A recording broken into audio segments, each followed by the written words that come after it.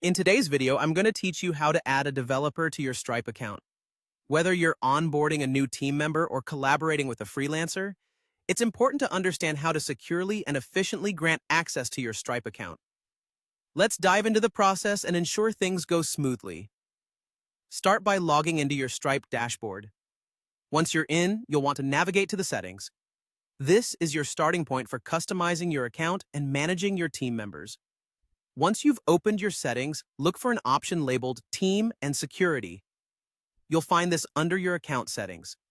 This is where you can manage who can access your Stripe account and what roles they have. Now, within this section, you should see an option to add a new member. This is a straightforward process, but it's important to follow each step carefully to make sure the right person gets the right level of access. Click on the Add Member button, and this will bring up a form where you'll need to fill in some details about the new team member you're adding. The first piece of information you'll need to enter is the new member's email address. Be sure to double-check this for accuracy, because this email is where the invitation to join your Stripe account will be sent. Ensuring it's correct will prevent any delays or miscommunications. Now, once you've entered the email, you'll move on to select the appropriate role for this new member. Since we're adding a developer, you'll want to find the Developer Roles section. Here, you need to tick the box corresponding to this role. Assigning the correct role is crucial to ensure that the new team member has all the necessary permissions while keeping your account secure.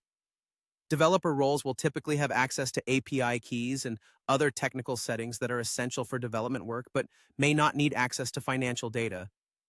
After you've selected the developer role, go ahead and click Send Invites.